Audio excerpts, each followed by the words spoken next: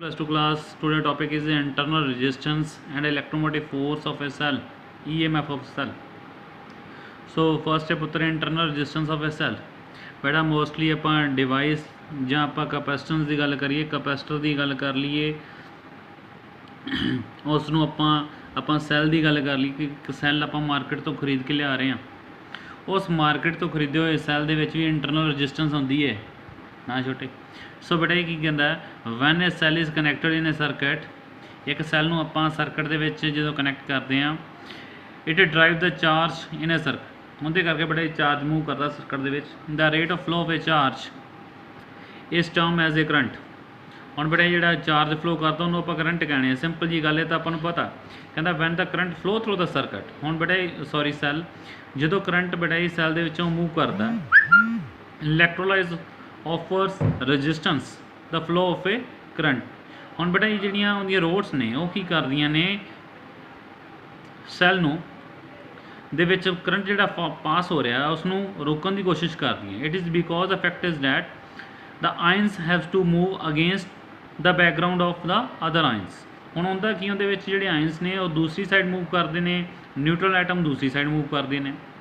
ਸੋ ਬੇਟਾ ਆਹੀ ਚੀਜ਼ ਉਹਨੇ ਇਹਦੇ ਵਿੱਚ ਲਿਖ ਰੱਖੀ ਹੈ, resistance offered by the electrolytes of a cell when electric current flow through it is known as internal resistance of the cell.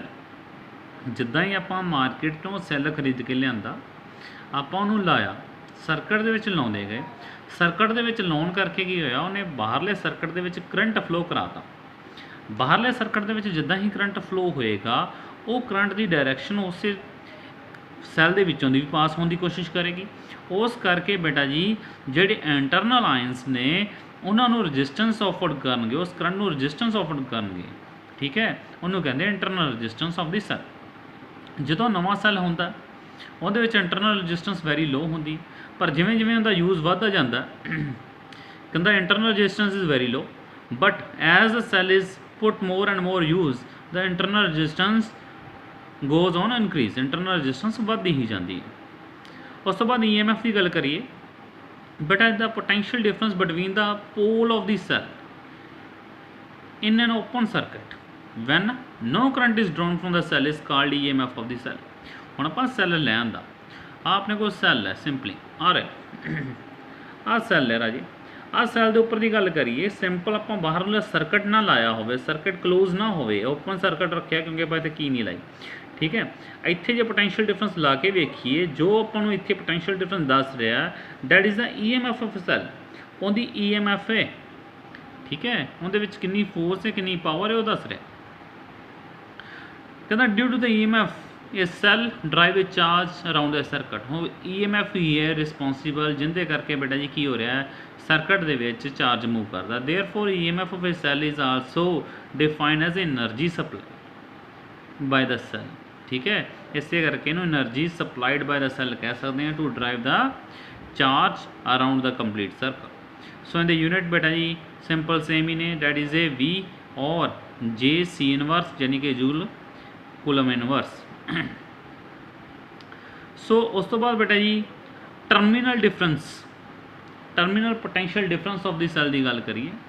So terminal potential difference of the cell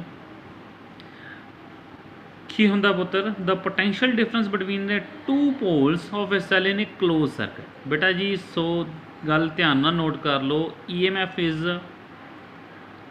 ਤੇ ਇਹਦੇ ਵਿੱਚ ਫਰਕ ਕੀ ਹੁੰਦਾ ਹੈ, EMF ਹੁੰਦੀ ਹੈ potential difference of the pole in open circuit. ਇਹ ਹੁੰਦਾ ਟਰਮੀਨਲ ਪੋਟੈਂਸ਼ੀਅਲ ਡਿਫਰੈਂਸ ਦਾ ਮਤਲਬ ਹੁੰਦਾ ਸਰਕਟ ਕਲੋਜ਼ ਹੋ ਗਿਆ, ਜਦੋਂ ਆਪਾਂ ਉਹਦੇ 'ਚੋਂ ਕਰੰਟ ਕੱਢ ਰਹੇ ਹਾਂ।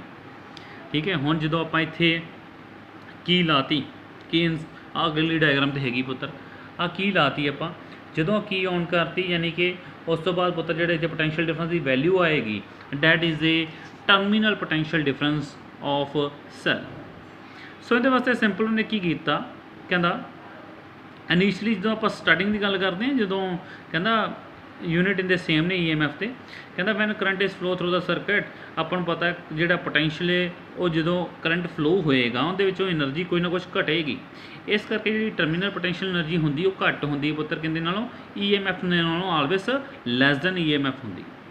एक्सप्रैशन पता करना है, बहुत इंपॉर्टेंट एक्सप्रैशन है भाई, सौखा ही आर्टिकल एडा औखा आर्टिकल है नहीं गा।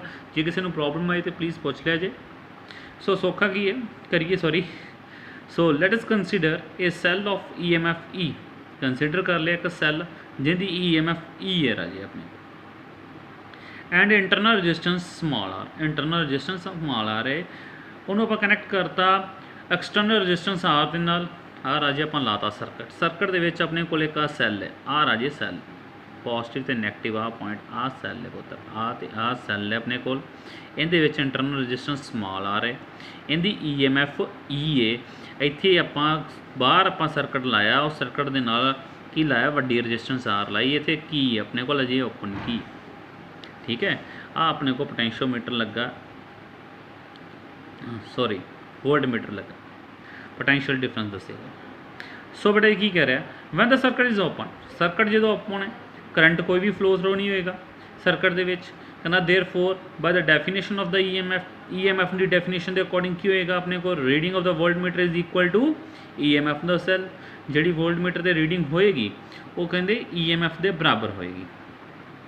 सो नाउ जदों पुत्र ਇਹਦਾ मतलब की होया, ਇਹਦਾ मतलब होया V is equal to E, ठीक है, V is equal to E, क्योंकि जदों सर्किट की है ओपन है, सर्किट ओपन है, नो करंट इज फ्लो, इसका मतलब इत्थे जी E होएगी that is a V is equal to E होएगा, चल जा खत्म हो गया ना, V is equal to E। उस तो बाद पुत्र की कह रहा है, कहना जो सर्किट में आप क्लोज किया, हम जो सर्किट में क्लोज करता हुण बेटा जो पोटेंशियल है वो VE के बराबर नहीं होएगा, बिकॉज उनके दो टर्म्स होर आ रही हैं, that terms are outer resistance plus internal resistance भी आ रहा। सो ये वास्ते एक उन्हें ओम्स लॉ अप्लाई किया, ओम्स लॉ अपने को होंदा V is equal to IR, गंद मारिए बुक तो चलो, ठीक है, V is equal to IR होंदा राजे, ठीक है। V इत्थे जिहड़ी हैगी सी वो डैट पोटेंशियल की सी, वो अपने को हैगी सी E आ जी E, सो इनकी जगह तो इत्थे आपां E लिख लेने, क्लीयर, रफली जिहा लिखा गया, रुको कॉपी फड़। सो देखो हुण पुत्र ओम्स लॉ लाया, V की जगह तो E आ गया, बिकॉज EMF दी cell is equal to I into R आ गया। हुण रजिस्टेंस भी अपने को कली रजिस्टेंस नहीं, इंटरनल रजिस्टेंस भी इन्वॉल्व है, इस करके रजिस्टेंस की होएगी R plus internal resistance, outer resistance plus internal resistance, दोनों इकट्ठे करके लिखता पुत्र, इतों I की वैल्यू कड्डी, I इज इक्वल टू की आ जाएगा E by R plus R, राजे आही टर्म अपने को बन गई, इन्हू इक्वेशन नंबर पाता। कहना since current is drawn from the cell on closing, जो हम की आपां लाती सी पुत्र उहदे विचों की होएगा करंट फ्लो करेगा, इस करके जिहड़ा वोल्ट मीटर की जिहड़ी रीडिंग है वो बेटा हुण घटेगी, उस रीडिंग जिहड़ी घटनी है उसनूं आपां की नाम दिता सीगा, टर्मिनल पोटेंशियल डिफरेंस क्या सीगा। सो जे उस पोटेंशियल की गल करिए V कितना घट जाएगा, V घटेगा पहला तो हैगा सी E के बराबर, जो कोई करंट नहीं फ्लो कर रहा सीगा, बट हुण कितना फ्लो कर रहा है I into R, current plus होंदी इंटरनल रजिस्टेंस, ये अपने को टर्म आ गई। जो करंट हुण कोई ना फ्लो करता होएगा, इहदा मतलब IR का potential drop across the internal resistance of this cell, ठीक है, इन्हों आप लॉस्ट वोल्टेज भी कह सकते। उस तो बाद कह रहा है if no current is drawn, जे कोई करंट ड्रॉन ना करे फिर I इज इक्वल टू 0, इहदा मतलब V is equal to E, आ टर्म आप अगे भी लिखी है। हुण टर्मिनल पोटेंशियल डिफरेंस की गल कर रहा है, terminal potential difference is equal to the potential difference across the external. हुण टर्मिनल पोटेंशियल डिफरेंस V का बराबर होएगा IR के बराबर होएगा, तो बेटा इत्थे I की वैल्यू पुट कर दी, I की वैल्यू आ पाई अपने को, सीधी वैल्यू पुट करो कि बनेगी V is equal to E by R plus R into R।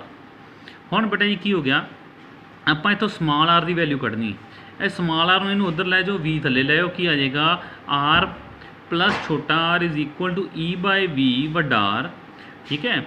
इस दे विचों वड्डा R की कर सकते हैं, उधर जाके माइनस कर सकते हैं, तो अपने को टर्म की बन जाएगी छोटा r बराबर है E by V R minus R। हुण R इहदे चों कॉमन ले लो, की आ जाएगा E by V minus 1 into R। This relation is relation for internal resistance, ठीक है।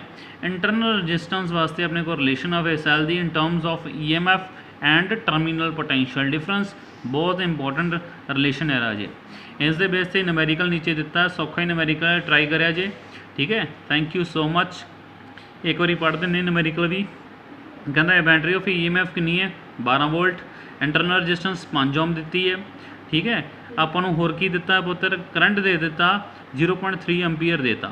कहता रजिस्टेंस ऑफ ए रजिस्टर ਆਪਾਂ पता करनी, ਆਪਾਂ ਹੁਣ ਵੱਡੀ ਆਰ ਕੱਢਣੀ ਰਾਜੇ ਇਹਦੇ ਚੋਂ, ठीक है। ਵੱਡੀ ਆਰ ਕੱਢਣ ਤੋਂ ਬਾਅਦ ਕੀ ਕਹਿੰਦਾ ਟਰਮੀਨਲ पोटेंशियल डिफरेंस पता करना ਤੁਸੀਂ। E देती, छोटा आर देता, आई देता, रिलेशन ਦੇ ਵਿੱਚ डायरैक्ट पुट करो ਤੁਹਾਡੇ ਕੋਲ आर आ जाएगा। ਵੱਡੀ आर आ गई, उस तो बाद terminal potential difference I into r होंगे, जस्ट मल्टीप्लाई करो तो उस तो बाद राजे ਤੁਹਾਡੇ ਕੋਲ वैल्यू आ जाएगी। दूसरा मैथड की सीगा E is equal to I into r होंगे, उतों ही निकल आएगी, डैट इज़ 12 माइनस 0.3 इंटू 5 वो भी आ जाएगा। Thank you so much.